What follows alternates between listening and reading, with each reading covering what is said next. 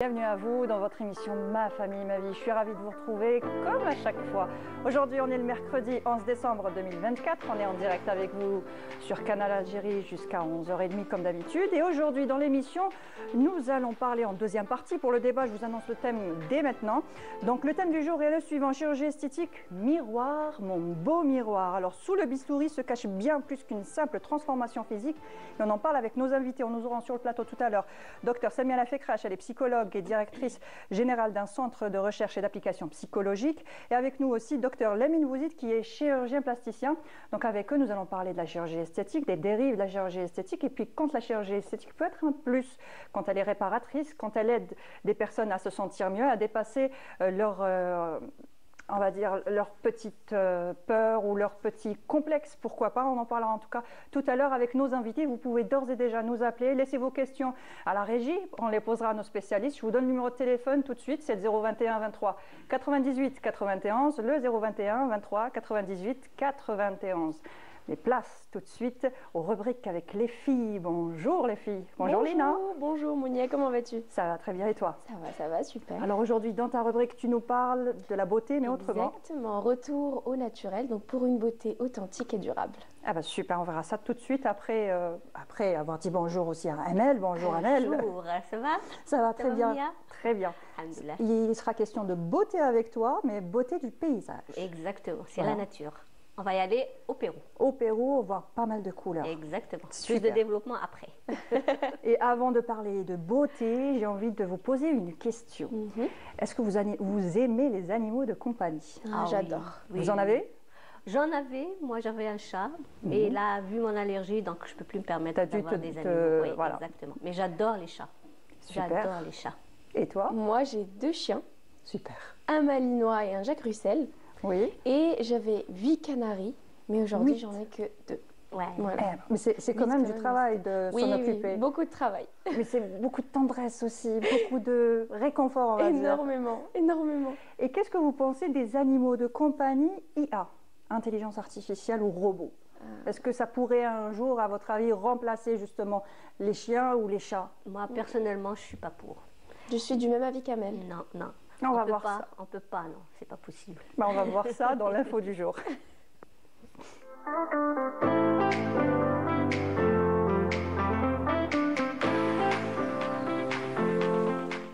Alors aujourd'hui, je vais vous parler de Moflin. Moflin, qu'est-ce que Moflin? C'est une sorte de petite peluche. Alors imaginez une petite peluche intelligente, capable de ressentir et d'exprimer des émotions. Donc une petite peluche avec vous comme un animal de compagnie, comme un petit chat ou un petit chien. Ouais. Puis vous lui donnez, on le voit déjà en image, Ouais. on a déjà l'impression que c'est mignon. Écoutez un petit peu, écoutez.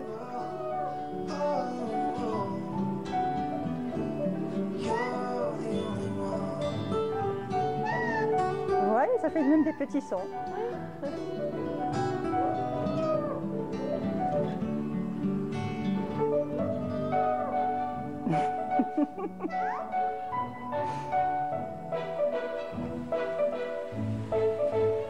Bah, il est conçu pour apporter du réconfort et de la compagnie tout simplement aux personnes, on va dire, aux personnes un petit peu isolées. Ce n'est pas un animal de compagnie qu'on va donner à un enfant, pas du tout, c'est plus pour les adultes. Oh, c'est vrai. Voilà, c'est ça, oui. Moi, j'allais dire que peut-être que pour les enfants, ça serait intéressant pour éviter les poils Voilà, de plus, oui. chat, de J'aurais chien. pensé plus pour Mais les enfants. personnellement, pour les adultes, moi, en hein. tant qu'adulte, Oui.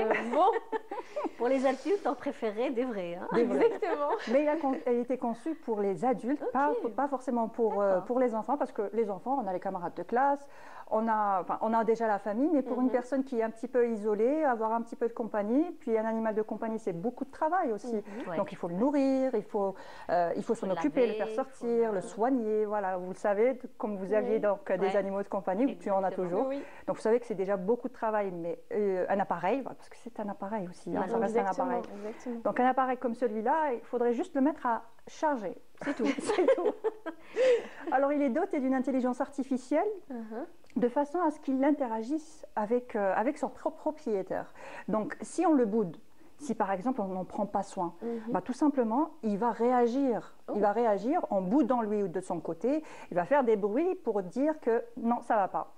Et puis là, on a un autre animal de compagnie, regardez, c'est aussi dans le même esprit Ah oui, que j'en ai entendu Moflin. parler, c'est vrai. Mais Téléguidé, c'est- lui voilà, pas du tout téléguidé, toujours intelligence artificielle. Il répond aux questions, il répond quand on l'appelle, quand il nous voit. Il est doté d'une caméra aussi, donc il vient, il nous parle, et il fait des sons et des bruits. Et bien sûr, quand on le caresse, comme vous le voyez, il est tout content, il gigote, et c'est super sympa. Voilà. Celui-là est conçu même pour les enfants, pas que pour adultes. pas que pour les adultes. Donc il tient compagnie à la maison, surtout pour des enfants qui ont des problèmes d'allergie, par exemple.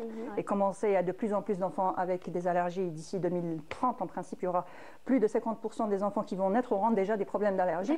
Donc ça peut être une alternative, mais bon, ça a des bons côtés et de mauvais côtés. Mais le premier robot, on va dire, animal de compagnie, a été créé, vous savez en quelle date? Dis-nous. En 1999, et on voit l'image. Ah oui, C'est je me ce souviens. robot-là qui a été créé en 1999, mais là on voit bien que c'est un robot, l'impression que c'est un gadget. Ouais. Pas vraiment, il n'interagit pas forcément avec nous, il fait des gestes comme un chien, mais même ces gestes sont un petit peu saccadés. Si vous voyez la différence avec le premier, c'est pas vraiment la même chose.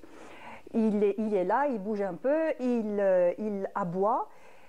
Il n'a pas mais- d'autres fonctions. à part Mais ça. n'a pas plus de fonctions que ça. Alors que le dernier, enfin l'avant-dernier qu'on a vu, Ouais. il a une caméra embarquée, il a une intelligence artificielle embarquée, donc Il est plus vous développé l'appelez, que il celui-là. vient. Ouais. Voilà, il peut aller jouer avec vous, vous lui demandez de faire, de tourner autour de lui-même, il peut tourner autour de lui-même, et ça pourrait être aussi sympathique. Celui-là, déjà en 99, voilà, il coûtait excessivement cher. C'est ça le point négatif aussi de ces appareils-là, parce qu'en 99, un robot comme ça faisait dans les 2000 € en principe. Ah, quand même. Alors Et j'imagine c'est nouveau. Le nouveau Coûte combien là les nouveaux? ça coûte moins cher, mais ça coûte déjà Ah bon très cher par rapport à un petit gadget, on va dire, parce que finalement c'est un gadget. Et il coûte 370 €. Il est déjà en rupture de stock pensais au plus, Japon. moi. Voilà. Ça existe qu'au Japon. C'est une grande marque de montres qu'il a inventé. Donc ça existe au Japon. Il est déjà en rupture de stock. Carrément. Ça peut avoir des avantages pour une personne qui est un petit peu isolée. Ça peut réconforter une personne. Ça fait toujours du bien de voir son... Bon, moi je préfère les chats. Hein. Voir son petit chat, il vient, il ronronne. Moi je préfère des êtres vivants que Voilà. des robots. Moi aussi. franchement. Qu'un robot Il y a le froid, contact, la chaleur. Exactement, je Ils suis sont plus sensible à ça. Oui, Voilà. Et franchement. oui. regardez-moi ces images. Voilà. Regardez-moi Non, on ne peut pas ça. les remplacer. Non, je suis désolée, mais Exactement. non. Comment tu peux remplacer ça Avec un robot. avec un robot? Voilà. Impossible, non. Non.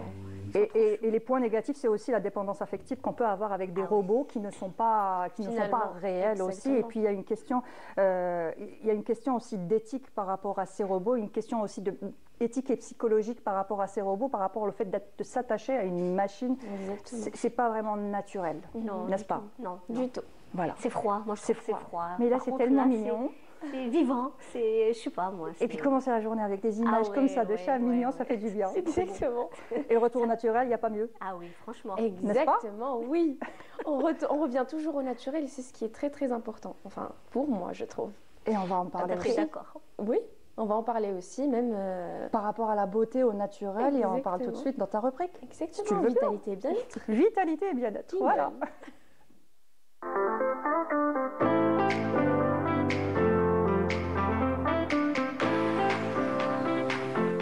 Alors, pas besoin du bistouri ou de piqûre ou picouse pour être beau et belle. La nature fait bien les choses. Exactement, la nature fait bien les choses et la nature fait bien qu'on est tous authentiques à notre manière. Mais avant toute chose, j'aimerais préciser qu'il n'y a aucun jugement vis-à-vis des personnes qui choisissent de s'accepter, on va dire, à travers la chirurgie ou qui décident de changer quelque chose parce que peut-être qu'ils gagnent plus en confiance comme ça. Chacun est libre de se voir comme il le souhaite. Donc je tenais à clarifier ça. Ce n'est pas parce que certains sont plus naturels que d'autres qu'il y a une grande différence. Exactement. Mais si on revient vers la nature et vers le naturel, c'est quelque chose plutôt qui existe depuis des millénaires déjà. Et ça, on l'a déjà vu, on en a beaucoup entendu parler. Si vous vous rappelez des femmes asiatiques d'avant, qui, d'ailleurs même aujourd'hui, les hommes également, on remarque qu'ils ne grandissent pas très très vite, qu'ils ne vieillissent pas vite. Et que même arrivé à un certain âge, on voit très vite qu'ils font quand même assez jeunes.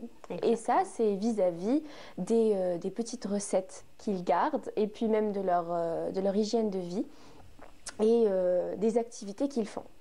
Donc en règle générale, quand on parle de beauté naturelle, C'est très important de se mettre dans la tête qu'avoir une vie saine et équilibrée ne veut pas forcément dire se priver de certaines choses. Mais ça veut simplement dire prendre le côté beaucoup plus au sérieux. Par exemple, si on parle de nutrition, il est très important d'intégrer les vitamines dans le corps, mais aussi les antioxydants. Oui. Les antioxydants nous aident justement à régénérer la peau. Les plantes, les remèdes à base de plantes aussi, aident justement à tonifier la peau, à la raffermir également. Ça nous aide énormément. Oui. Le sport, l'activité physique. Un exemple très très simple pour les personnes qui veulent perdre du poids. Ils peuvent plus se diriger vers des activités physiques qui demandent un peu plus d'efforts. Donc on va dire une montée cardiaque, fitness, cardio, l'aérobic. Pour des personnes qui veulent tonifier leur corps, le raffermir. La musculation, voilà, renforcement musculaire. Renforcement musculaire. Par exemple, on trouve ça donc, dans le pilates, dans le yoga, dans le stretching. Et pour les personnes qui veulent... alors on remarque ça aujourd'hui, les femmes, généralement, elles veulent bien avoir des formes. Et donc, au lieu de se diriger vers le côté naturel, elles vont plutôt aller vers la chirurgie esthétique. Moi, je vais donner une alternative très très simple. Chose qu'on remarque et qu'on voit aujourd'hui. Grâce à la musculation, comme tu as dit toi, on peut facilement avoir des résultats, les mêmes résultats et voir des résultats meilleurs. Exactement, avec la musculation, parce qu'au final, c'est notre muscle qu'on travaille. Voilà, tout simplement. C'est prouvé scientifiquement. Par exemple aussi, ce dont je vais parler aujourd'hui, c'est quelque chose qu'on n'entend pas parler beaucoup. Enfin, on n'entend pas parler beaucoup de ça. C'est le face yoga. Le face yoga. Ah si, face yoga. Tu as entendu parler? Des gestes exactement. Exactement. Alors, j'ai plus l'impression que ça va plus, on va dire, ça va accentuer les rides dans le sens où plus on fait les mouvements.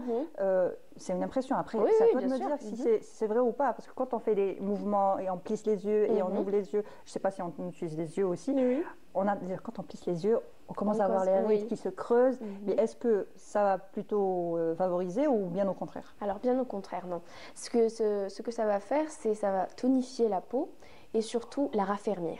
Ça travaille sur ça. D'ailleurs, il y a une étude qui a prouvé cela en 2018 que 30 minutes ou 20 minutes de yoga, de face yoga par jour, durant 20 semaines, apportait un changement majeur dans notre visage. Qu'est-ce qu'on fait? On sourit et on fait non, il y a plusieurs exercices. Voilà, donc... Souris, comme ça. Ça fait bizarre. Oui, ça fait bizarre. Faut pas faire seul sur la route. Hein. En fait, ça entraîne plusieurs exercices, plusieurs mouvements. On va utiliser nos mains. On peut utiliser aussi le gua sha. Je ne sais pas si vous en avez... Non. La pierre en forme de... Exactement, exactement. Elle est faite spécialement pour le visage avec un peu d'huile ou un peu d'aloe vera. Ça nous aide justement à travailler et sculpter le visage. Donc on la prend et puis on passe sur le visage, toujours vers l'extérieur. Toujours vers l'extérieur, jamais vers l'intérieur. Par exemple, au niveau du front, on va toujours monter vers le haut. Au niveau des yeux, on va éviter de toucher les rides ici, mais on va faire sortir à l'extérieur, monter ici, juste là. Pareil pour le nez, si on veut affiner le nez, on va travailler là, au niveau des narines. Ici, si je veux faire une jawline, donc ce qu'on cherche aujourd'hui finalement, c'est que je vais travailler là. Je peux travailler avec mes doigts, de l'huile, comme ceci, et faire passer juste ici. Tout comme je peux utiliser le gua sha et l'utiliser tout au long donc, de mon menton. Très bien. Oui, c'est des exercices qui fonctionnent beaucoup, qui ont été prouvés scientifiquement, qui restent naturels. Et puis franchement, 20 minutes par jour. C'est pas grand-chose, on peut le faire. Hein, exactement. Face au miroir ou en faisant, je sais pas, en faisant à manger en même temps, on est en train de faire ses grimaces. Exactement. Mais il vaut mieux qu'il n'y ait pas trop de monde autour de nous. Oui, et après, même les grimaces, comme tu as dit, il y a plusieurs grimaces qu'on fait quotidiennement, mais qu'on ne s'en rend pas compte. Voilà. Donc, un petit exemple de grimace, je sais pas, pour ma part, moi je faisais ça quand j'étais jeune, j'avais tendance à gonfler mes joues. Ah oui, on le faisait aussi. Oui, c'est vrai. Et bien, ça a été prouvé scientifiquement que c'est très bénéfique pour les rides du sourire. Ah oui. Voilà. On va le faire souvent, ça. Voilà. Ça, c'est une astuce, oui. Et les fous rires, donc oui, parce que ça fait travailler tous les muscles du visage. Alors, il y a toujours eu cette réflexion. Ne souris pas trop, tu vas avoir des rides. Oui. On est d'accord. Oui. Et dans la culture asiatique, c'est le contraire. Ils ne disent pas ça. Alors, dans la culture asiatique, ils nous disent non, souriez, au contraire. Vous travaillez les muscles de votre visage. Bon, après, bien sûr, ça diffère. Finalement, on ne sait pas si on doit sourire ou arrêter de sourire. Mais moi, je crois que je continuerai quand même à sourire. Voilà. Parce qu'un sourire, c'est tout de suite... la vérité, ça nous rajeunit le sourire. Parce que si on boude, on va froncer les sourcils et on va être comme ça, on a plus l'impression d'être un visage mémérisant, on va dire. Exactement. Alors que si on sourit, bah, la vie nous sourit aussi. Et je suis tout à fait d'accord. Mais il y a plusieurs aussi, il y a plusieurs masques naturels. Ça, je voulais en parler. J'allais poser la question. Oui, tu vois, j'ai lu dans tes pensées. Voilà. Parmi les masques naturels qui reviennent beaucoup, donc on a à base d'aloe vera, le curcuma, mais ceux qui sont en tendance récemment et qui ont été prouvés scientifiquement aussi, on a le masque à base de graines de lin. La gélatine. Exactement. Voilà, alors ça, ils ont appelé ça le botox naturel. D'accord. Voilà. Tellement qu'il a des propriétés très puissantes, que ce soit pour le visage ou pour les cheveux. Et ce qu'on trouve également beaucoup en Asie, c'est les masques à base de riz. Oui, ça j'en ai vu. Oui. Oui. Je connais une recette pour les cheveux, pour le riz. L'eau de riz. L'eau de riz, exactement. L'eau de riz, le lait de riz, la purée de riz, donc le fait de faire bouillir le riz, ensuite l'écraser. Ça, justement, et en le mettant sur le visage, ça va non seulement tonifier la peau, mais ça va énormément l'hydrater. C'est pour ça qu'ils consomment beaucoup de riz. Oui, exactement. Exactement. Ouais, Donc on n'a plus besoin d'acheter des sérums ou des crèmes à des prix exorbitants. On a tout à la maison. Oui.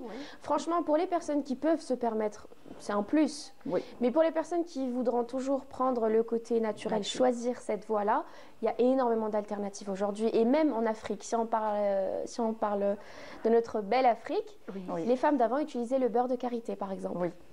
Beurre de coco. Surtout au beurre de coco. Voilà, oui. On utilisait beaucoup ça et on le remarque que ils ont une belle peau. Exactement. Brillante et tout ça. Donc, une bonne alimentation, un bon sommeil, et puis retour au naturel, à faire de l'exercice. Et puis, vous avez tout ce qu'il faut dans votre cuisine pour faire des masques. Du riz, des graines de lin, du curcuma. Et puis du blanc d'œuf aussi pour l'hydratation. Il y a plein de recettes. Merci, Féline, je t'en prie. Et on va continuer à voyager dans la beauté maintenant, vous allez justement, voir les images, de belles images multicolores avec toi dans la rubrique Évasion. Et on va s'évader tout de suite avec. Au Pérou. Donc, c'est où exactement? Qu'est-ce qu'on va voir? Je sais qu'il y a des couleurs, mais autre chose, je ne sais pas. Alors, je vais développer. Donc, ça se passe au Pérou. C'est une montagne appelée montagne arc-en-ciel. C'est la montagne Vinicunca qui se situe dans la région de Cusco. Elle surplombe les 5000 mètres d'altitude vers ces régions. Elle est aussi dite la montagne aux 7 couleurs. Donc, elle est magnifique. Oui. Et ce qui fait sa splendeur, c'est cette palette de couleurs. On a le rose, on a le rouge, on a le bleu, on a le vert, on a aussi le jaune. Donc, toute cette couleur fait la spécificité de cette montagne. On a l'impression d'avoir donné l'image à des enfants et de leur avoir donné des crayons de couleur. Allez, éclatez-vous. Exactement. Donc, ça crée un paysage visuel féerique. Donc, c'est ce qui fait sa spécificité. Donc, cette montagne, on peut la voir, mais plus quand le ciel... Oui, il y a deux. Il y a Vinicunca et Palcoyo. Palcoyo, par contre, elle se trouve dans la région de Combapata, toujours au Pérou. C'est une cordillère, c'est une chaîne de montagnes qui est plus ou moins parallèle, qui sont plus ou moins parallèles. Donc c'est des montagnes qui sont plus ou moins parallèles, la Palcoyo, toujours au Pérou, avec toujours ces 7 couleurs, ce qui fait la splendeur de ces montagnes. Magnifique. Donc j'ai dit, on peut voir ces montagnes. Généralement, de préférence à la saison sèche, c'est-à-dire entre avril et novembre. Donc il faut toujours choisir cette période pour voir ces montagnes. Il y a des guides touristiques. Par contre, là, vous risquez d'avoir des maux de tête et pas mal de manque de respiration parce que l'altitude est trop haute. Moins d'oxygène. Voilà, c'est ce qu'on appelle le mal d'altitude. Donc il faut être vraiment costaud pour aller vers ces régions. Je suis prête à être costaud et aller vers ces régions pour voir ces couleurs. Exactement. Allez-y. Il y a des guides un peu partout. Donc c'est ça le plus pour quelqu'un qui doit supporter cette altitude. Qu'est-ce qui explique les couleurs justement? Est-ce que c'est des plantes? Est-ce que c'est non, c'est des minéraux. Minéraux. Et c'est dû aussi au fait qu'il y a beaucoup d'activités volcaniques vers ces régions. Donc c'est pour ça qu'on a cette variété de couleurs. Et aussi, en fait, il y a une histoire aussi. Cette montagne-là, elle a été découverte découverte, mais elle a toujours été sous la neige.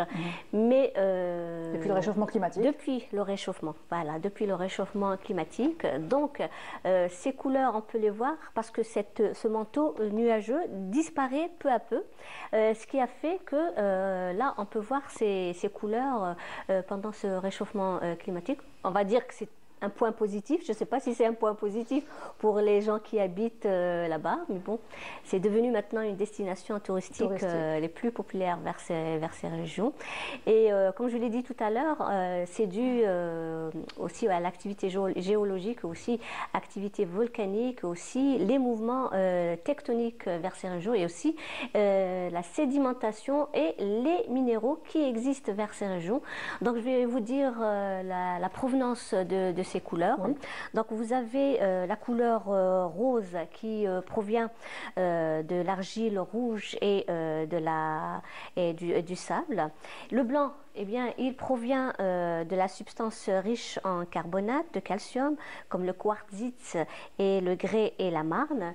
Le rouge intense, eh bien, il est composé d'argile et de schiste. Par contre, le vert et le bleu, eh bien, il provient d'une combinaison de phyllites d'argile riche en ferromagnésium. Le brun terreux, eh bien, il se trouve que son origine, c'est des roches et des magnésiums. La combinaison de deux donne cette couleur. Et enfin, le jaune, eh bien, c'est une couche de sulfure de fer. Donc, cette palette de couleurs, eh bien, fait que cette montagne est très spécifique et magnifique, très touristique. Elle est devenue touristique depuis 2015. D'accord. C'est là où les touristes ont commencé à venir en masse vers ces régions. Voilà. Très bien, magnifique. Oui. On a voyagé à travers ces couleurs. Exactement. Donc je vous encourage à partir voir cette montagne. Bon, Lina, je pense qu'elle est partante. Oui, moi, je suis totalement partante. Malgré l'altitude. Malgré l'altitude. Ah d'accord. On se fait un petit entraînement avant, on se prépare physiquement. Ouais, moralement peut-être. Tout ça, on a deux montagnes. On prépare les poumons. Oui, surtout. Oui. Donc vous avez le Vinicunca et le Palcoyo. À visiter vraiment très rapidement. Hein. Super, merci Ahmed. De toute façon, c'est la période. Hein. C'est la période. C'est la période, oui. On a dit entre avril et décembre. Ah, entre donc d'avril jusqu'à décembre. D'avril jusqu'à décembre, donc voilà. C'est les derniers jours, on va dire. Après, il y aura de la neige, donc ce sera plus visible. On ne pourra plus voir le manteau. Sinon, prévoir ça pour l'année prochaine. Pourquoi pas. Pour le printemps. Voilà, pour le printemps prochain. Oui, ça passe vite. Hein. Exactement. Le printemps est vite arrivé. Hein. Et votre temps est écoulé. Voilà, ça passe tellement vite. Voilà. Quand on parle de beauté naturelle, oui, ça passe très vite. Ça passe tellement vite. Merci les filles, merci Ahmed. C'est moi. On se retrouve peut-être la semaine prochaine. On verra. Et toi aussi, on se retrouve la semaine prochaine aussi. À la semaine prochaine. À la semaine prochaine les filles. Bon week-end les filles. Également. Merci Mounia, bon week-end. Et bon week-end chers téléspectateurs. On se retrouve dans un petit moment pour parler de chirurgie esthétique, miroir, mon beau miroir. La chirurgie esthétique, un remède miracle ou une quête illusoire de la perfection. C'est tout de suite après ceci.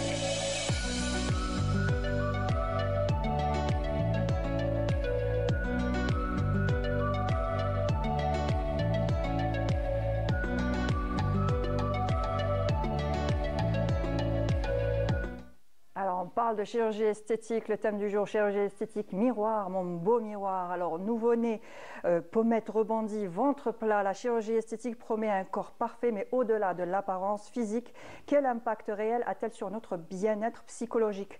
Renforcer sa confiance en soi est-il vraiment, oui, renforcer sa confiance en soi, est-il vraiment un synonyme de changement physique? On en parle aujourd'hui avec nos invités. J'ai le plaisir de recevoir Dr Samira Fekrech, vous êtes psychologue et directrice générale d'un centre de recherche et d'application psychologique. Bonjour et merci d'avoir accepté notre invitation. Bonjour Monia et bonjour à tous les téléspectateurs. Avec nous aussi Dr Lamine Bouzi, vous êtes chirurgien plasticien. Bonjour. Bonjour. Merci d'avoir accepté notre invitation. Avec plaisir. Alors on parle de chirurgie esthétique. Est-ce que la chirurgie esthétique s'est banalisée à votre avis ces dernières années? Banalisée peut-être pas, on va dire démocratisée. C'est une chirurgie qu'on voit de plus en plus depuis 5-6 ans, peut-être même 10 ans en Algérie. Ça s'est démocratisé au niveau de... Je tiens d'abord à m'excuser pour ma voix aujourd'hui, je suis désolé. Au niveau des praticiens, des spécialistes, il y en a de plus en plus. Et puis, c'est quelque chose qui se banalise aussi au niveau des patients, qui se démocratise. C'est quelque chose qui se cache de moins en moins, qui se fait de plus en plus. Donc oui, on en voit de plus en plus en Algérie. On vient plus facilement voir chirurgien qu'avant. C'est plus tabou, parce qu'à un certain moment, c'était... Ça n'est plus tabou, et puis bon, ça dépend aussi encore des classes socio-économiques, de l'âge des patientes. À un certain niveau, c'est encore quelque chose qui se cache, qui se fait en secret, et pour des plus jeunes filles, c'est quelque chose qu'on arbore comme un nouveau bijou, une nouvelle voiture. C'est-à-dire qu'on veut quelque chose qui se voit. Est-ce que la clientèle, justement, enfin, on ne pourrait pas dire clients, mais les patientes sont de plus en plus jeunes ou pas? Oui. Oui. Oui. C'est les jeunes qui viennent, une tranche d'âge approximative? Ah, la grande majorité, c'est pas des mineurs, hein, c'est entre... Bien sûr, oui. Ce que je reçois le plus souvent, c'est entre 25 et 45 ans. D'accord. On a des personnes beaucoup plus âgées, très rarement beaucoup plus jeunes. D'accord. Généralement, on prend très peu en charge en faisant très attention des personnes qui ont moins de 18-20 ans. D'accord, très bien. Alors je rappelle le téléphone, si vous voulez nous appeler, poser des questions ou témoigner, une seule chose à faire, nous appeler au numéro de téléphone qui s'affiche en bas de votre écran, le 021 23 98, voilà, je répète, le 021 23 98 91, le 021 23 98 91. Appelez-nous, posez vos questions, renseignez-vous, témoignez. Ce sera avec plaisir avec nos spécialistes. Alors, est-ce que la chirurgie esthétique, quand on se dirige vers la chirurgie esthétique, c'est forcément qu'on a un problème d'estime de soi? Pas forcément. Pas vraiment sur l'estime de soi, mais sur l'image qu'on a de soi, et l'image qu'on veut donner de soi aussi, et d'un certain conformisme aussi à l'image qui est en train d'être véhiculée via les médias, via maintenant les réseaux sociaux. Nous savons qu'il y a eu une grande campagne médiatique indirectement, pas via les réseaux sociaux, via les influenceurs et influenceuses, qui ont un petit peu, comme disait le docteur, démocratisé cette pratique. Mais ça a été une démocratisation un petit peu anarchique, parce que ça a poussé à des actes qui ne sont pas faits dans des structures spécialisées, qui ne sont pas faites par des professionnels et des spécialistes, donc qu'on retrouve dans des salons de coiffure, comme on parlait en coulisses, dans des appartements, dans des cuisines. Donc tout ça est très dangereux. Et là, ça impacte l'image qu'on a de soi et qu'on donne de soi par la suite, et toutes les séquelles qu'on va traîner, parce que parfois il y a des complications qui font rentrer la personne dans un gouffre de mal-être psychologique et de pathologie aussi. Donc il y a toute une réflexion qui doit être faite sur ce type d'acte et sur ce sujet aussi. Il y a aussi les filtres des applications, Snapchat et compagnie. Quand on prend l'habitude de se voir tout le temps avec des filtres où on a un autre visage, finalement un nez plus fin. On finit par le demander. Voilà, exactement. On finit par le demander. C'est ce qui se passe. En fait, les jeunes filles, les jeunes hommes ont toujours voulu ressembler à leurs idoles. Ouais. Ça a passé par une tenue, par une coupe de cheveux, et puis maintenant que c'est possible, on demande de plus en plus des changements qui sont réellement physiques. Donc, en gros, le but de la personne, le but de ressembler à son idole, c'est pas nouveau, ça a toujours existé. La façon de le faire a un peu évolué. Maintenant, comme le disait le docteur, le fait que ce soit démocratisé, parfois un peu anarchiquement, effectivement, que ça se fasse dans des structures qui ne sont pas médicales, même parfois par des médecins et des confrères malheureusement qui ne sont pas spécialistes, peut poser énormément de problèmes. Une personne qui vient avec une certaine attente, si son attente, si sa demande n'est pas correctement analysée, comprise par le patient, le résultat peut être très décevant alors qu'il ne l'est pas concrètement, parce qu'on n'a pas su exactement ce qu'elle voulait, donc on ne peut pas le lui donner. Est-ce qu'on peut toujours avoir ce qu'on demande, exactement ce qu'on demande? Est-ce que la chirurgie aujourd'hui fait que... La chirurgie esthétique est la seule spécialité médico-chirurgicale où on a une obligation de résultat. Je suis obligé de donner à ma patiente ce qu'elle m'a demandé. Donc je suis obligé de comprendre ce qu'elle m'a demandé, d'être sûr de pouvoir le faire avant de commencer quoi que ce soit. Si on me montre des photos retouchées, j'en reçois presque à chaque consultation. Alors, des gens qui viennent avec sur le téléphone, je veux ça. Je sais pertinemment que ce n'est pas un corps réel. Des fois, c'est photoshopé, c'est retouché, et puis c'est pas possible. On ne dessine pas sur une feuille blanche. Ouais. Il y a un départ, il y a des épaules, il y a des hanches, il y a des os, il y a des muscles sur lesquels on va travailler. Il y a une anatomie, si une personne qui pèse 100 kg pour 1m60 demande le corps d'une personne de 40 kg, c'est pas possible. Il faut savoir dire non. Oui. Si on dit oui, c'est que soit on ne sait pas ce qu'on fait, soit on a menti à la patiente. Et là, on peut avoir de grosses déceptions qui peuvent aller, comme le disait ma confrère, à aboutir à une dépression, aboutir à des soucis. On vient avec des photos de personnes, on va dire, de personnes connues et on veut la même chose, ou on vient aujourd'hui avec ses propres photos retouchées? La plupart du temps avec des personnes connues ou pas très connues, des fois juste des mannequins qu'elle a rencontrés sur un réseau social, et c'est dans 9 fois sur 10, c'est des photos qui ne sont pas réelles. Vous leur dites que c'est pas réel, que c'est pas possible? Oui, quelle est la réaction en général que vous avez? Un peu de déception, mais c'est toujours mieux de l'avoir à la consultation, la déception, qu'en post-opératoire. Il vaut mieux lui dire c'est pas possible, en tout cas moi je ne sais pas faire ça, et qu'elle soit déçue à la fin d'une conversation, plutôt que dire ok il n'y a pas de problème, on y va, mais jamais on pourra faire des choses pareilles. Exactement. Et justement pendant la consultation, est-ce que à ce moment-là vous faites un petit peu l'analyse pour voir s'il n'y a pas un problème psychologique qui se cache derrière? Il y a un questionnaire des questions à poser. De vraies pathologies psychiatriques sont faciles à déceler. C'est très rare. La dysmorphophobie, la schizophrénie, c'est des choses qu'on voit tout de suite en tant que médecin. C'est des patients qu'on va très rapidement confier au psychiatre. Les petits problèmes psychologiques ne sont pas une contre-indication absolue. Parfois, on peut régler de réels problèmes en faisant opérer quelqu'un. Quelqu'un qui est très complexé par son nez, qui sort avec un très joli nez, on a réglé ses problèmes, si c'est la source de son mal-être. Quelqu'un qui a un problème d'estime de soi ou par rapport à une femme qui a une toute petite poitrine et qui a vécu ça pas très bien toute sa vie, en lui offrant ce qu'elle désire, on peut régler ses problèmes. Le contraire aussi. Moi, j'ai le souvenir d'une très jeune patiente qui avait 14 ou 15 ans, qui avait carrément quitté l'école, arrêté sa scolarité parce qu'elle avait une poitrine très importante et qu'elle était raillée, harcelée par des gamins. Elle ne comprenait même pas ce que c'était. À 12-13 ans, je me mets encore trop jeune pour comprendre ce genre de choses. Exactement. Et tellement complexée par le sujet, elle a fini par quitter l'école. Quand on l'a opérée, malheureusement un peu trop tard, j'aurais tellement aimé la voir plus tôt. Cette personne a changé du tout au tout dans son attitude, dans sa façon de s'habiller, de s'asseoir, de se mettre debout, de marcher. Le fait de ne plus être complexé par cette poitrine pour elle gigantesque, ça peut changer les choses. Regagner une confiance en soi. Voilà. Donc un problème psychologique n'est pas une contre-indication. La plupart du temps, d'ailleurs, les gens viennent avec un problème psychologique, avec un mal-être. Oui. Si on n'opérait que des gens bien, mais ceux qui se sentent bien dans leur corps, donc une opération mûrement réfléchie peut être une solution pour un petit complexe ou un mal-être qui peut se résoudre. Oui, parce qu'il y a aussi cette relation de confiance qui est construite avec le professionnel de santé, donc avec le chirurgien. Et il y a cette écoute active, cette écoute attentive des besoins, de la motivation réelle du patient. Et ça construit une relation de confiance. Cette relation de confiance va amener le patient déjà à mieux se centrer sa problématique, à avoir un aperçu de ce que va être sa vie après l'opération et d'aller au-devant de ses besoins réels. Donc et c'est là où le contact avec le professionnel est très important. Donc quand on se dirige vers un professionnel de santé, vers un chirurgien qui est reconnu pour son expertise, ça construit un socle de bien-être pour le patient.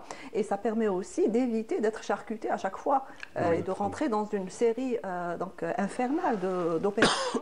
Et là, c'est l'occasion aussi, on parlait dans les coulisses, de dire faites attention à cet acte qui est donné à des non-professionnels ou bien à des, soi-disant, des professionnels, mais en dehors de l'Algérie, donc dans d'autres pays, où il n'y a aucune couverture juridique, aucune couverture sociale, et les personnes reviennent avec des complications, et des complications très, très, très sévères et très dures à prendre en charge. Donc, et c'est là où on rentre dans un engrenage de problèmes, donc du point de vue psychologique, du point de vue émotionnel, du point de vue existentiel, et l'accompagnement va être plus difficile. Donc, autant si on sent qu'on est dans un mal-être à un moment ou à un autre dû à un accident, dû à une malformation congénitale ou une malformation qu'on a eue à un moment ou à un autre de notre vie, et quand ça nous donne des complexes, autant consulter des professionnels, avoir leur avis, voir ce qui peut être fait, et ne pas être face à la frustration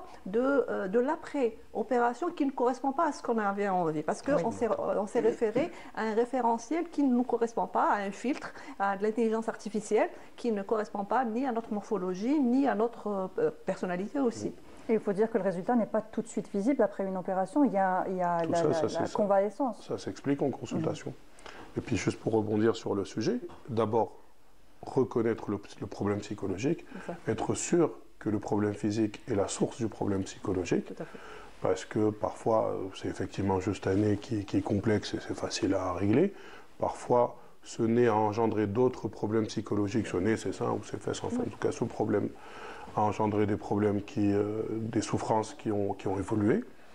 Et il faut le savoir pour pouvoir dire à la patiente que, par exemple, refaire faire sa poitrine, ça ne réglera pas obligatoirement le problème d'un mari infidèle, par exemple, ou d'un souci qu'on a au boulot.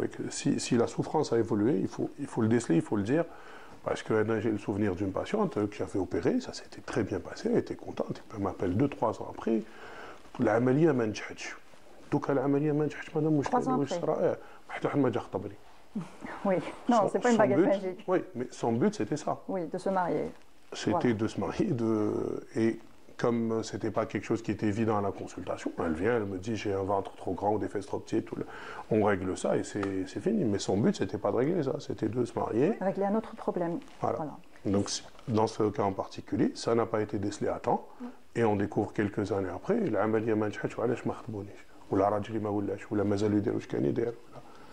et ça c'est très important de le savoir, de dire on peut opérer, mais en disant madame, si votre mari est infidèle, il le sera. Si vous avez des problèmes avec vos soucis de mariage, il faut voir si c'est effectivement que à cause de vous. Ça peut arriver. Que ce soit une question ça peut arriver physique, que ce soit une question juste physique. J'ai un ami qui a opéré une très jeune fille qui était très belle physiquement, mais qui avait un nez qui n'était pas beau du tout. Et ça s'est très bien passé pour elle après. D'abord, elle a plus confiance en elle, elle reçoit plus facilement des prétendants, et puis les prétendants ont plus de facilité à aborder une personne qui est belle. Et puis quand on a confiance en soi, et quand on a confiance en soi, on le montre, et on le dégage, sans le montre, mais on le dégage, voilà, et puis les voilà. autres le ressentent aussi. Donc c'est ça. Et puis je voulais revenir sur la définition de la dysmorphophobie. Au final, c'est quoi au juste la dysmorphophobie? Alors c'est déjà la personne qui est constamment satisfaite de l'image qu'elle dégage, une perte de confiance en soi. Donc quand on parle de confiance en soi, on n'a pas confiance en les autres aussi, et les autres n'ont pas confiance en nous parce qu'on n'a pas cette confiance. Donc, et c'est un tournant infernal, donc, où la personne passe de mal-être à mal-être, et de situation d'instabilité psychique et de repli sur soi ou d'agressivité aussi envers les autres, parce que souvent on parle de repli sur soi, mais le repli sur soi, c'est une forme d'agressivité aussi face à la société, face à l'environnement familial. Il y a aussi l'agressivité envers les autres. Donc quand on est toujours sur la défensive, on est toujours là à contre-attaquer, donc dans n'importe quelle discussion, dans n'importe quel rapport social, professionnel et familial. Donc ça amène à une grande souffrance, donc psychique, mais aussi qui peut aller vers des délires. Donc, et là, c'est là où il faut vraiment faire attention, parce que maintenant, on parle un petit peu de démocratisation de la médecine. Ça a fait que sur le net, on retrouve des articles, des vidéos, des personnes qui soi-disant sont experts, qui donnent des explications, et même la vente libre de certains médicaments, donc par des sites illégaux et illicites. Donc, ça fait que la personne rentre dans un engrenage donc, de prise de médicaments, d'actes chirurgicaux qui ne sont pas contrôlés, et la personne donc, rentre dans des complications. Donc c'est là où il est très important donc, qu'il y ait un contrôle de ce type d'approche, mais aussi une orientation de ce type de patients. Et c'est vrai que ce n'est pas des patients qu'on retrouve énormément, donc voilà, dans les consultations, mais qu'on peut retrouver, c'est des personnes parfois aussi qui, faute de moyens, n'osent pas consulter, donc chez des professionnels. Donc c'est là où le danger, parce que bon, partir chez des non-professionnels, et là on voit de gros dégâts donc, au quotidien, donc, dans leur vécu. Et vous recevez des patientes avec qui sont passées par les mains de l'esthéticienne, il faut dire ce qui en est. Des esthéticiennes qui font voilà, pour les lèvres, et qui font des injections alors qu'elles ne sont pas professionnelles. Oui. Je reviendrai juste rapidement sur la dysmorphophobie. La définition médicale, elle est assez claire. C'est quelqu'un qui ne reconnaît pas une partie de son corps, qui est vraiment délirant. Ça peut être des choses. D'abord, c'est une maladie très rare, heureusement, mais très grave aussi. C'est des malades qui peuvent s'automutiler et essayer. Moi, j'ai reçu une femme qui a essayé de s'opérer toute seule. S'opérer toute seule? C'est des vrais malades psychiatriques, les dysmorphophobes. C'est-à-dire que c'est des gens qui te disent, on peut dire, Arjali Machitaï. D'accord. Il faut me l'enlever. Voilà. C'est vraiment des choses graves qui sont très faciles. C'est pas une question de ne pas accepter son visage simplement. Non, c'est plus grave que ça. La dysmorphophobie, c'est des gens qui peuvent te demander d'enlever un nez, par exemple. Ou de retirer une oreille, ou de la remplacer, ou des demandes d'amputation. Mais c'est un méchant. Pour lui, c'est pas lui, il la supporte pas du genou jusqu'en bas. Il peut être en fauteuil roulant ou là prendre des béquilles, il chie comme s'il n'avait pas de jambes. C'est une maladie rare et très grave. Donc, moi, dans toute ma carrière, qui est encore un peu courte, j'en ai vu peut-être 2, peut-être 3. C'est vraiment très rare. On en voit tous les 2-3 ans un dysmorphophobe. C'est facile à déceler. Personne ne va opérer un dysmorphophobe. Il faut être aussi faux que lui. Maintenant, des gens qui ont des problèmes psychologiques, on vient d'en parler. Moi, pour moi, ce n'est pas une contre-indication. Presque tous mes patients ont une petite souffrance psychologique. Pour parler maintenant des personnes qui se font opérer en dehors des structures de santé, oui, ça arrive de plus en plus souvent. On en reçoit, on en voit des infections, des nécroses, des malfaçons. Des fois, il y a une catastrophe, voilà, j'ai une lèvre trop grosse ou là, c'est asymétrique. Il faut un produit, un antidote pour enlever. Je ne peux pas lui injecter le produit, je ne sais pas ce qu'elle a reçu. Je ne suis même pas sûr qu'elle a eu de l'acide hyaluronique convenablement transporté, convenablement conservé, convenablement fabriqué. C'est vraiment un produit médical. Il y a des fois, ils des flacons. C'est quoi ça? De l'acide hyaluronique, comme le tchéléria, enfin internet. Moi, ils ont fait spider, des trucs bizarres, mais je sais. Ça ressemblait à ça. Non, mais c'est pas des produits médicaux, c'est pas des médicaments. Exactement.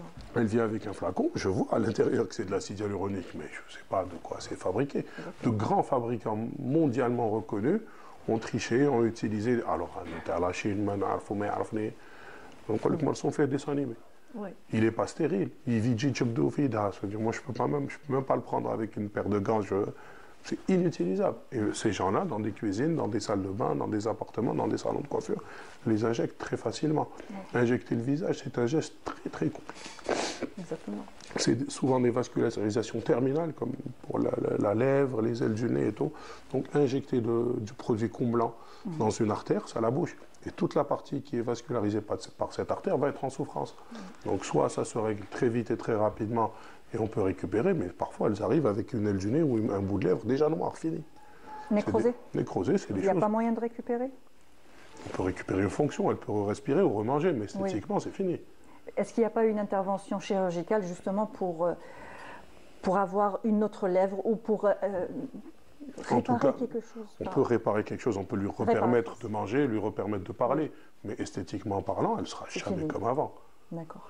Et même, des fois, c'est moins voyant. J'ai reçu dernièrement une patiente qui venait de Constantine, qui s'est fait injecter un produit comblant dans les fesses, dans une cuisine. D'accord. Elle s'est infectée. Même des années après, la reprendre, c'est difficile pour moi. J'ose pas, parce que je sais qu'il peut encore y avoir des foyers infectieux que je peux redéclencher. Là, je ne sais pas ce qu'elle a reçu, je ne sais pas comment elle a été traitée. Est-ce qu'elle a été opérée convenablement, drainée, traitée convenablement? C'est des patients qui sont très difficiles à reprendre. Même les patients qui viennent de l'étranger. Des fois, on n'a même pas de compte rendu médical. Justement, on se retrouve obligé de voir ce qui se passe. Justement, par rapport au tourisme de la chirurgie esthétique, partir dans un autre pays pour faire une intervention, la chirurgie esthétique, tout simplement parce que peut-être que ça coûte moins cher. En même temps, ça fait des vacances. Ça coûte malheureusement beaucoup plus cher. De le faire à l'étranger. Quel que soit le pays aujourd'hui. Quand on a Tarbi, le tourisme médical, c'est dans le sens étranger-Algérie. Malheureusement, on n'a pas encore cette culture. Les choses ne sont pas facilitées pour le médecin algérien. Il est plus facile pour un Algérien d'aller se faire opérer en Tunisie que pour un Tunisien de venir se faire opérer en Algérie. On peut plus facilement aller se faire opérer en France. C'est plus facile pour un Algérien de partir en France qu'un Français de venir en Algérie. On a carrément des refus de visa. Des fois, ils sont refoulés. Des fois. Donc, nous avons déjà un appel. Nous avons Zakia, c'est ça? Nous avons Zakia en même temps qui nous appelle d'Alger. Bonjour Zakia. Bonjour. Oui, vous allez bien? Ben oui, moi je vais bien. Mais alors, vous avez une question? Oui. Elle me permet d'intervenir parce que moi je constate une chose qui me chagrine. Oui. D'abord, la chaîne 3, pour reprendre, puisqu'il s'agit de la chaîne 3. De Canal Algérie plutôt. Au Canal Algérie, oui. Bon. Comme, oui, c'est la télévision. Je m'excuse, je fais con, c'est pas la radio. Mais là, nous, on a affaire à des personnes qui présentent des émissions, généralement, qui sont énormes et obèses. Et ça, c'est valable pour presque toutes celles qui présentent. Ce qui anime. On ne peut pas juger une personne par rapport à son physique, on le dit souvent et justement. On ne peut pas juger une personne par rapport à son physique, on est là justement pour présenter un programme. Je suis entièrement d'accord avec vous, il ne faut pas se cacher parce qu'on est obèse. L'obésité est une maladie. L'obésité est une maladie. C'est quelque chose qui doit effectivement être pris en charge, mais ce n'est pas quelque chose qu'il faut stigmatiser. Moi, je suis contre d'abord des animatrices ou des journalistes qui ressemblent toutes à des mannequins qui sont toutes faites dans le même moule. Si quelqu'un a un surpoids, ça allait. S'il demande de l'aide, tant mieux pour lui. S'il est bien dans son corps, tant mieux pour lui. On voit que les idées sont toujours là, ancrées. Il faut que pour pouvoir passer à la télé, il faut avoir un corps svelte, il faut être beau, il faut être... Heureusement que ça se démocratise un peu, qu'une jeune fille qui a un surpoids puisse s'identifier à une présentatrice, à un mannequin.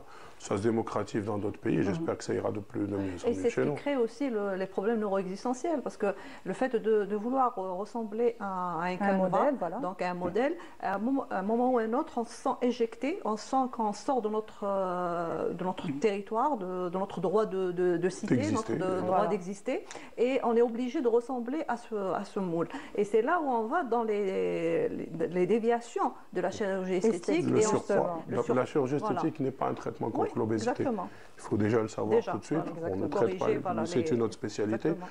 Le surpoids, sans aller dans l'obésité, peut être pathologique, peut entraîner des problèmes de santé, des problèmes cardiaques, des problèmes endocriniens, des problèmes articulaires, comme ça peut être très bien vécu par d'autres personnes si ça déclenche rien chez elles. Ce n'est pas la peine d'être maigre. C'est bien de perdre du poids, avoir un poids de forme, c'est-à-dire pouvoir monter des escaliers, pouvoir courir, s'occuper de ses courses, de ses enfants, de sa famille. C'est pas la peine d'être mince. C'est fou de voir qu'en 2025, on est encore là à stigmatiser des personnes, à dire qu'une personne est compétente parce qu'elle est plus mince ou plus jolie à l'écran. Demander qu'à l'écran, toutes les femmes se ressemblent. Je suis désolée, la société n'est pas faite comme ça non plus. On n'est pas tous. Il faut refléter la réalité, exactement. Voilà, justement, et c'est ce qui nous pousse. Après, c'est bien de dire que l'obésité est une maladie, que c'est pas bon pour la santé. Mais il y a des stades, il y a des niveaux, il y a le surpoids, il y a l'obésité morbide. Chez Kif Kif. On ne conseillera jamais à quelqu'un qui est obèse morbide de le rester. Tu pèses 140 kg. La compétence et l'expertise d'une personne ne dépend ni de son poids, ni de son physique, ni de l'apparence physique. On peut présenter une émission en étant en surpoids, on peut opérer des gens en étant en surpoids aussi. Mais c'est pas... D'abord, souvent, c'est une demande aussi. Faire perdre du poids à quelqu'un en faisant de la chirurgie esthétique. C'est pas ma spécialité. C'est d'abord le nutritionniste. Quand ça ne marche pas, c'est de la chirurgie bariatrique, qui est une véritable chirurgie où on travaille sur l'estomac, sur les intestins, etc. C'est pas de la chirurgie esthétique. Et diagnostic, c'est une opération très délicate aussi, voilà, parce que ça permet aussi, parce qu'on le voit par les influenceurs qui, à un moment donné, sur l'année 2023, même courant de l'année 2024, c'était une tendance aussi chez les influenceurs. Les anneaux gastriques. Voilà, les anneaux gastriques, les ça se fait très peu. Voilà. On passe à autre chose de plus sérieux, c'est la sleeve gastrectomie et le bypass, où on enlève les 4/5 de l'estomac, où on peut faire des shunts digestifs. C'est des indications qui sont précises. Il faut, comme dans tous les actes chirurgicaux, peut-être même médicaux, faire peser la balance bénéfice-risque. Si on a plus de bénéfices à se faire opérer d'une pathologie qui peut être morbide, qui peut être avec un taux de mortalité qui existe, etc., et que le bénéfice est supérieur à ces risques-là, il faut y aller. Quelqu'un qui pèse, qui a un poids qui ne lui permet plus de vivre normalement. Mais quelqu'un qui fait 1m70, qui a 10, 15, 20 kilos à perdre, je ne rêve pas son estomac. C'est le mode de vie qui va changer. Nous avons un autre appel. Nous avons Nassima qui nous appelle d'Alger. Bonjour Nassima. Bonjour. Ça va, vous allez bien? Alhamdoulilah. Alors vous avez une question, un témoignage? Non, ce n'est pas une question. Je suis désolée d'intervenir, ou peut-être tant mieux. La dame qui vient de critiquer les animatrices, c'est hors sujet. Il ne fallait pas du tout l'écouter. J'espère qu'on a répondu. J'espère qu'on a répondu justement à ce qu'elle a dit. Mais elle a trop longtemps parlé, elle est obèse, elle est ceci, c'est pas ça le sujet. Exactement. C'est pas ça. Elle a fait sa petite remarque. Ça nous a aussi permis de le dire, de répondre. C'est une question qui nous a permis de dire que c'était normal qu'une personne au surpoids n'ait pas à se cacher, qu'elle a le droit de travailler à la télé. Je parlais toute seule, je vous disais, il ne faut pas l'écouter, il faut couper. Vous avez raison. Merci Nassima. Enfin, je vous félicite et bonne journée. Bonne journée à vous aussi. Merci.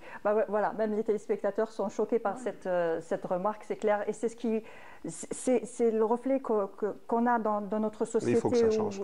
Voilà. Ça nous a en tout cas permis d'en parler. Voilà. Peut-être qu'on n'en aurait pas parlé sans elle. C'est les tabous sur l'apparence physique, d'arriver à s'assumer dans son poids, d'accepter son poids, d'accepter son image, d'accepter son rôle social aussi, et de se dire que rien ne freine l'évolution de la personne ou l'expertise de la personne ou la maîtrise du sujet d'un intervenant. Donc il est très important, il ne faut pas stigmatiser, il ne faut pas faire entrer les gens dans des le même moule. Voilà.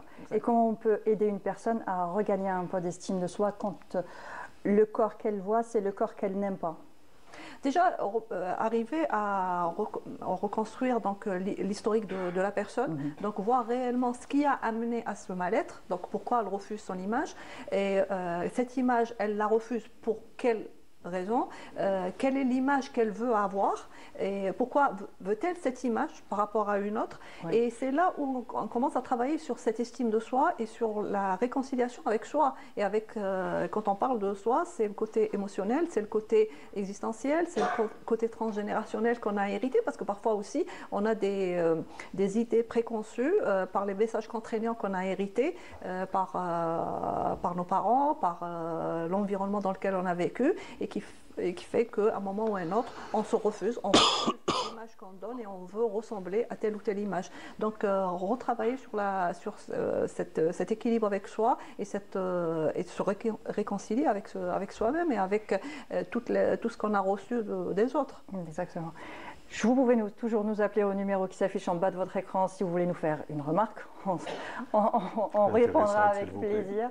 Alors les 021 23 98 91, poser des questions ou témoigner, c'est avec plaisir. C'est tout de suite et c'est en direct. Et justement, on parlait de la chirurgie, du tourisme, on parlait de le fait de partir. Alors est-ce que ce n'est pas dangereux justement de partir, de faire une intervention et puis de prendre l'avion le lendemain pour rentrer au pays? Ça peut être dangereux pour la santé. Effectivement, bien sûr que ça peut être dangereux. C'est pas le seul danger. D'abord, on a beaucoup de mal à l'étranger à choisir son médecin.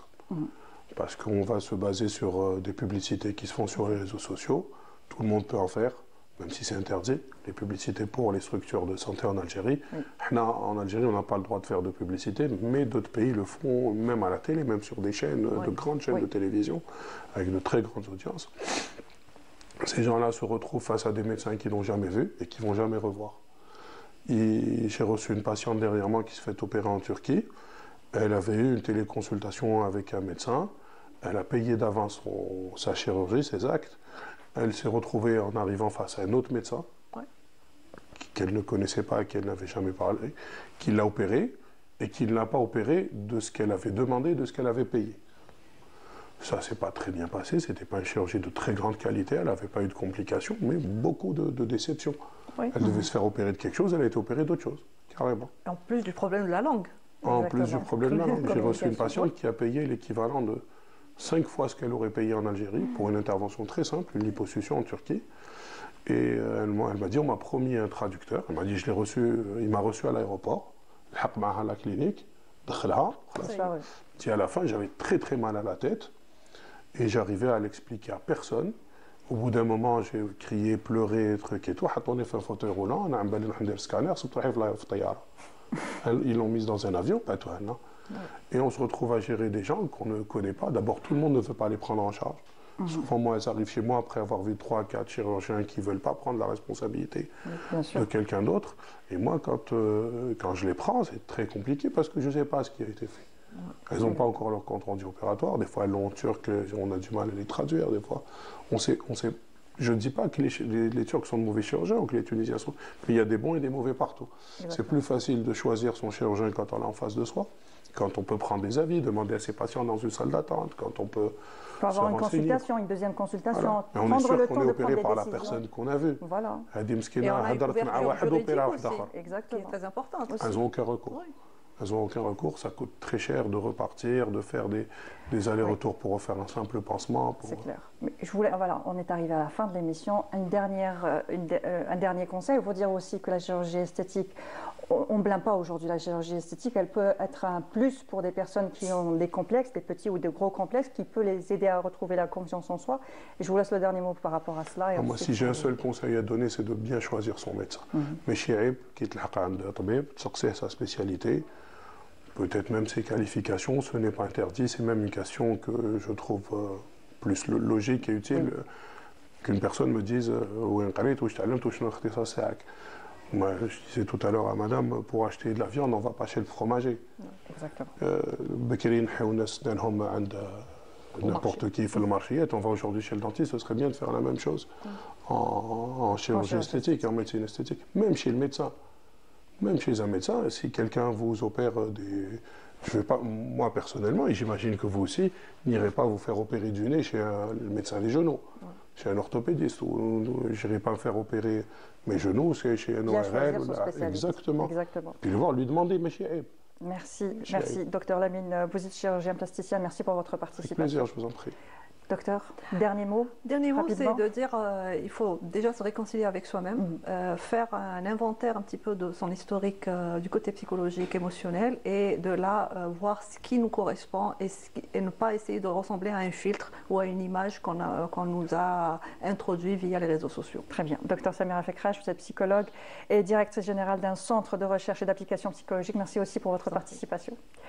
Merci à vous de nous avoir suivis jusque-là. Je vous souhaite une bonne journée avec le reste des programmes de Canal Algérie. Bon week-end aussi. On se retrouve dès lundi prochain à partir de 10h30 en direct.